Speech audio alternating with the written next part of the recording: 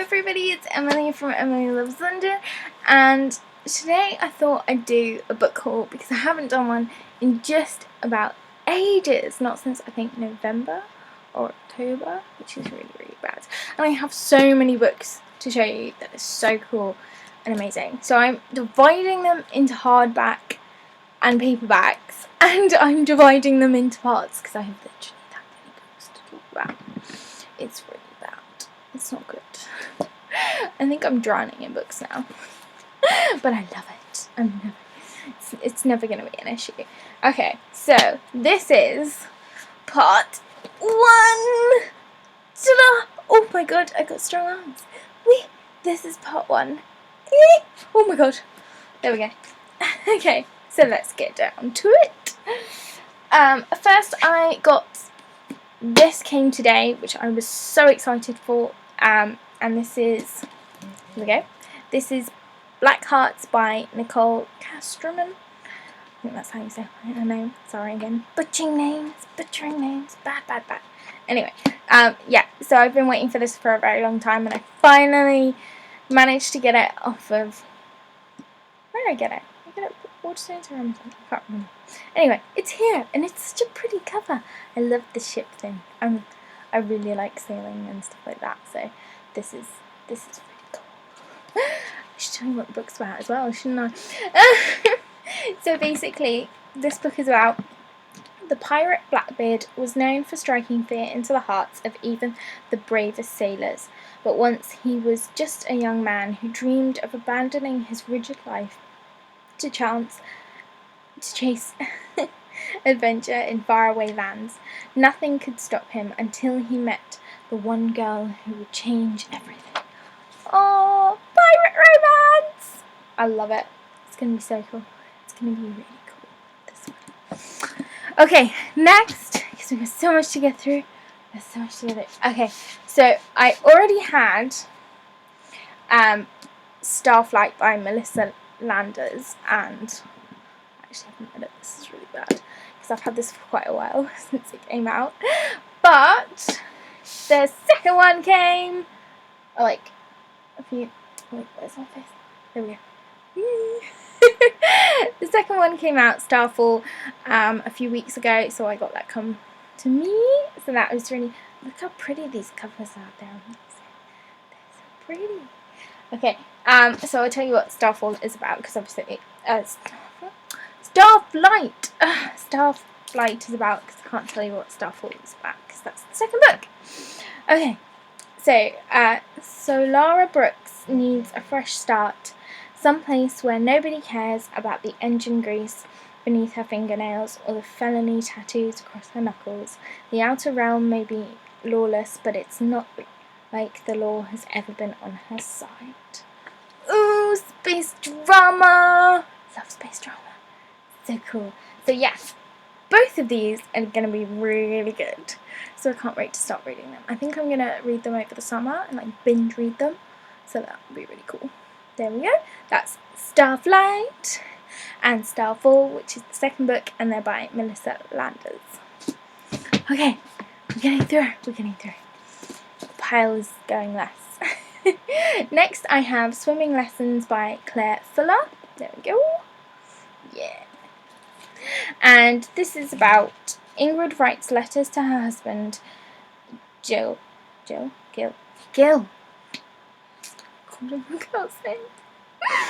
dear.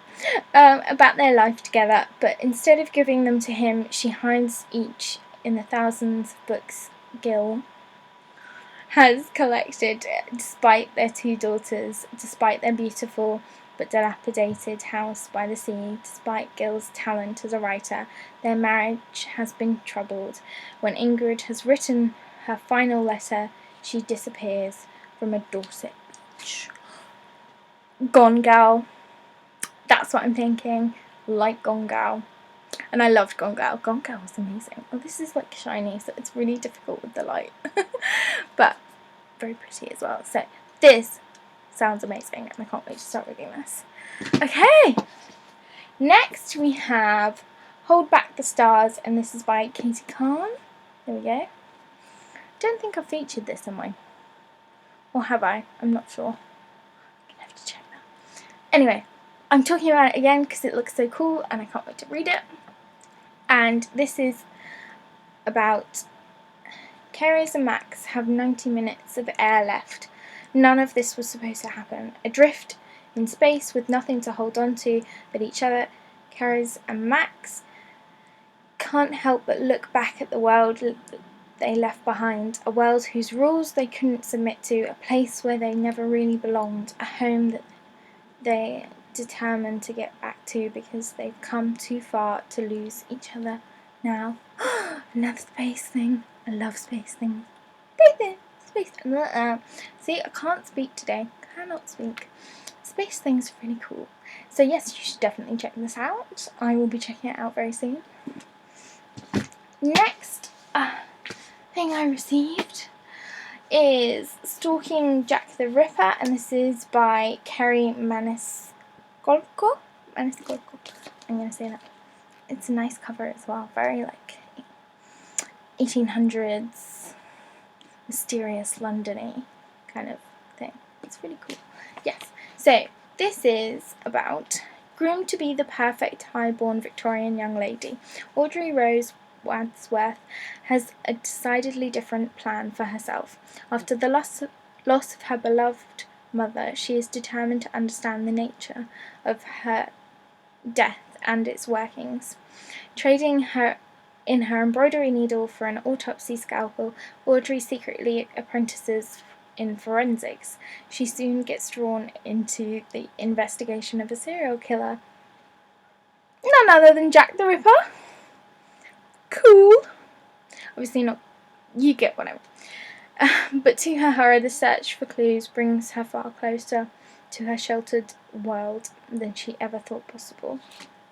Ooh, this is going to be really good because I love forensics. It's really interesting, and anything to do with crime, especially anything to do with Jack the Ripper, because I did an essay on it for my university degree, so this is going to be good.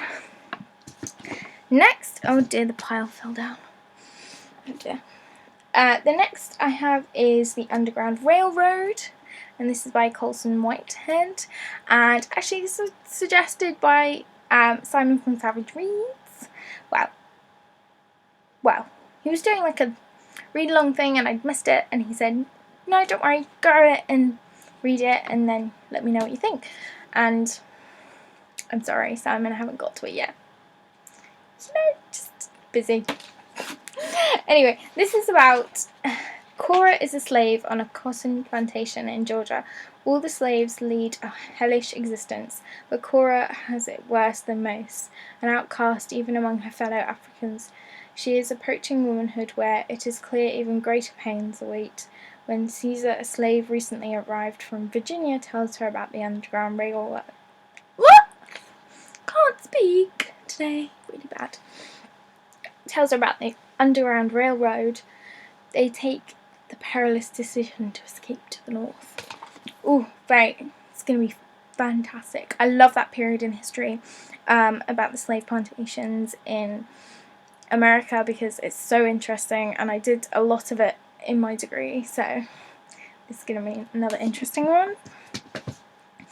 The next book I have is something that my mum bought me for Christmas because she's so lovely. She's a lovely person. I love her.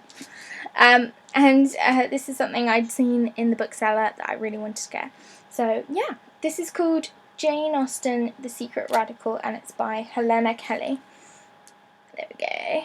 Isn't it a pretty cover? I really like the cover. It's really cool.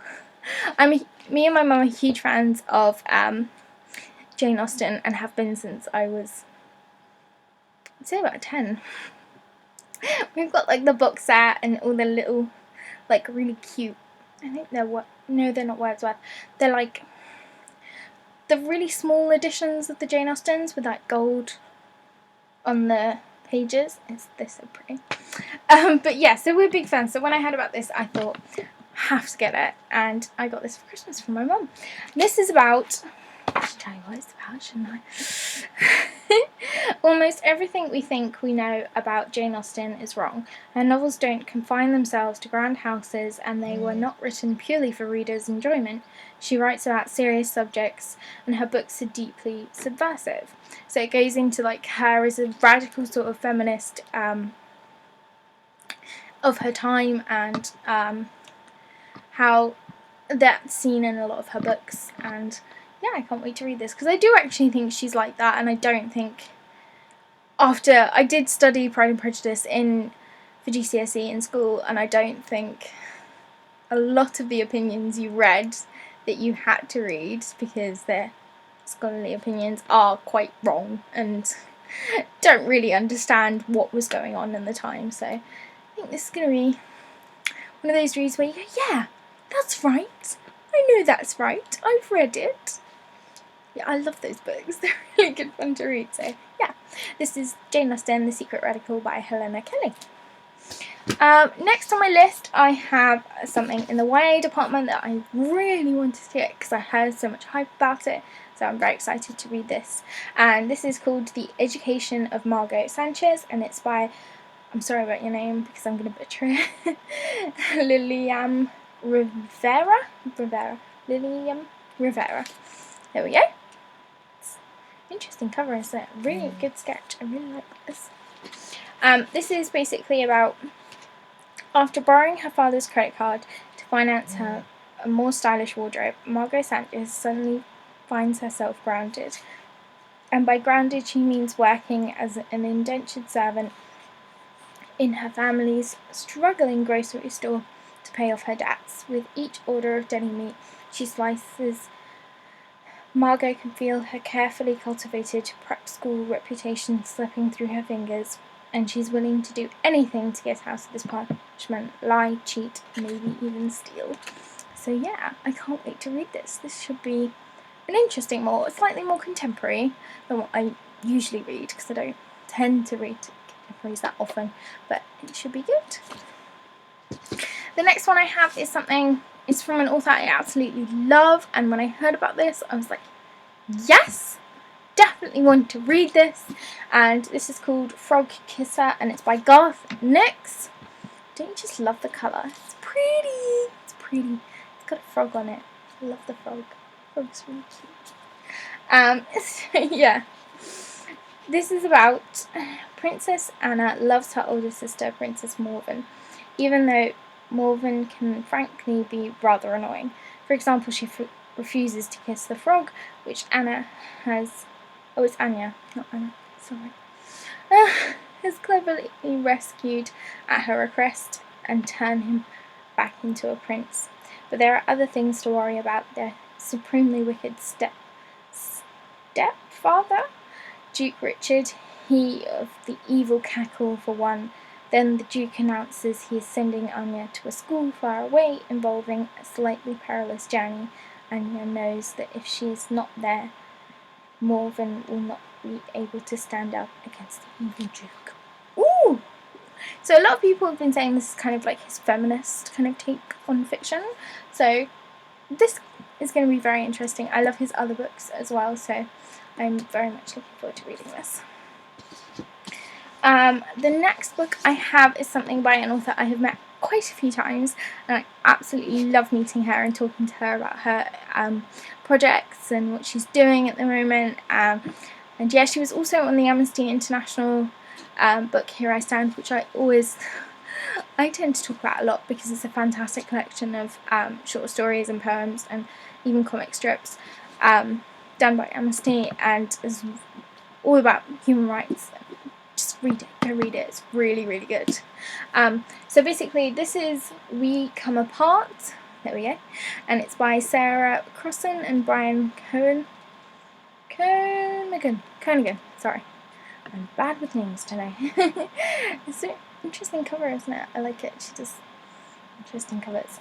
So this is a collaboration between the two of them, and it is, I'm pretty sure it's a contemporary. But this is about Niku is not Jess's type. He's all big eyes and ill-fitted clothes, eager as a puppy, even when they are picking up litter in the park for community service. Appearances matter to Jess. She has a lot to hide. Nico shouldn't even be looking at Jess. His parents are planning his marriage to a girl he's never met back home in Romania, but he wants to work hard to do better and stay here. As they grow closer, their secrets surface like bruises, and as the world around them grows more hostile, the only safe place Jess and Nico have is with each other. Which sounds really good. Sounds sort of contemporary, but also with a lot of prominent issues that are happening at the moment, which we all should be talking about even more, which sounds fantastic. And also I got this signed, so because I have nearly all of her books that I have are signed by her. She was so lovely. Because I saw her at London Book Fair this year. So yeah, this is going to be a very good read. I can't wait to read this. Last but not least, on the part 1, oh my god, this is almost 15 minutes. So many books. The last one I have to talk about is The Three Daughters of Eve, and this is by Elif Shafak. And I was lucky enough to meet her at LBF, London Book Fair, this year, and she is such an inspiration to all women and all people of any origin, but especially she fights for the rights of Turkish people, who, especially journalists and writers who have now been put in prison for what they are saying. And her herself has been under persecution for writing certain stuff. So she's a very inspirational woman. It was fantastic to meet her. She does do talks around in universities, so if you're at university and you see her name, go to the talk. She is fantastic, very interesting, and always talking about big and prominent issues that need to be talked about. I should talk about the book now. This is her new novel, which I cannot wait to read, and this is basically a take on the bourgeoisie of Turkey, and looking at also a religion in Turkey. So it follows 3 daughters, 3 women, and one of them is the devout, one of them is the atheist, and one of them is the confused. So it's to do with sort of the religious elements of life, and looking at how it focuses on the confused and how the atheist and the devout influence the confused and what her conclusion is. And it's all centered around sort of the meal and the dinner of the day, because in Turkish culture that's very important.